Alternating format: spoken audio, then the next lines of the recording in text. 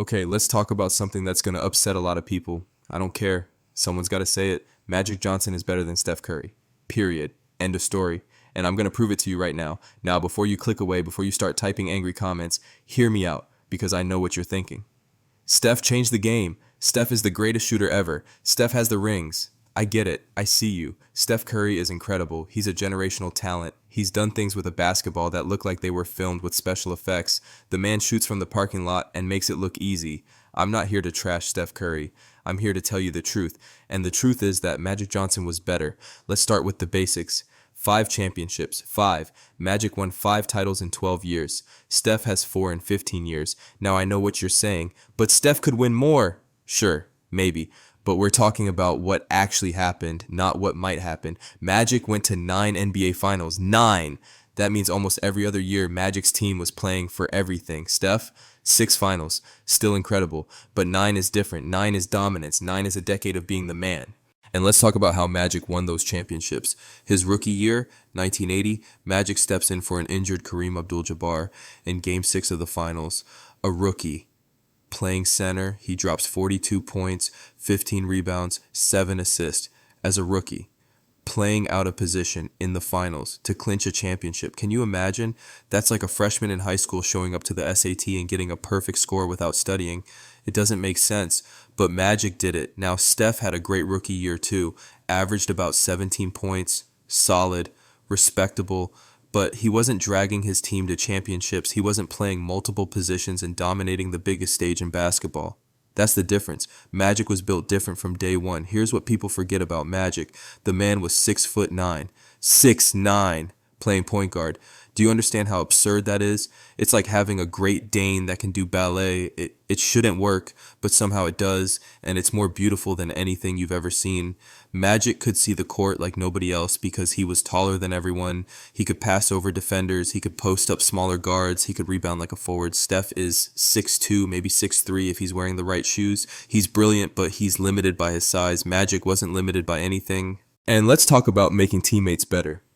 This is where Magic separates himself from basically everyone. Magic made everyone around him a champion. James Worthy, Byron Scott, Michael Cooper.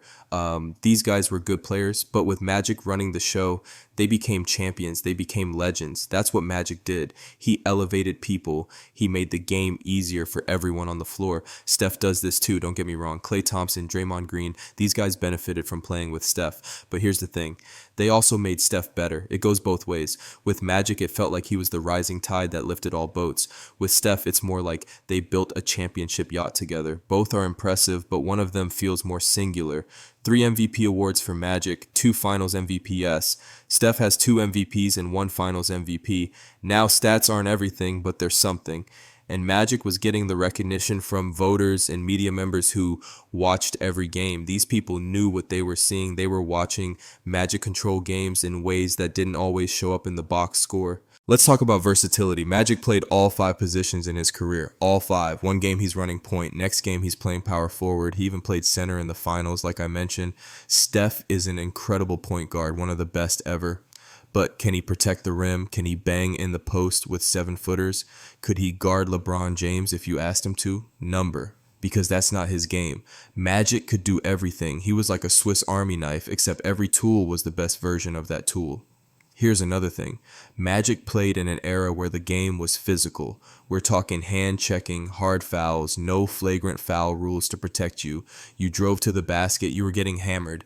Magic dealt with the bad boy Pistons. He dealt with Larry Bird and the Celtics playing defense like their lives depended on it. Steph has had to deal with tough defenses too, but the game is softer now. That's just a fact. Players are protected more. You can't touch them the same way. Magic would have put up even crazier numbers in today's game. But let's flip it. Put Steph in the 80s. How does he survive getting clotheslined by Bill Laimbeer? How does he handle not getting foul calls when defenders are basically tackling him? I'm not saying he couldn't do it, but I'm saying it would be harder. Way harder. Magic proved he could dominate in the most physical era of basketball. That counts for something. Now shooting. Yes, Steph is the greatest shooter ever, I'll give you that. No debate, the man has broken the game of basketball with his shooting. He shoots from distances that used to be considered bad shots, and he makes them at an insane percentage. It's witchcraft. But basketball isn't just shooting. If it was, we just have 3-point contests instead of games. Magic didn't need to shoot like Steph because he beat you in every other way possible. He was a genius with the ball. He saw passes that didn't exist. He ran the break better than anyone in history. He controlled tempo. He controlled everything. You know what Magic and Steph have in common? They changed basketball. Magic made the point guard position more important. He showed that a big man could run an offense. He made the fast break into an art form. The Showtime Lakers were appointment television. Steph changed the game by making the three-pointer the most important shot. He stretched defenses to the breaking point. He made teams rethink how they play basketball. Both guys are revolutionaries, but here's the difference. Magic's impact was bigger because he did everything. Steph's impact is focused on one area, even though it's the most important area in today's game. Let's talk leadership.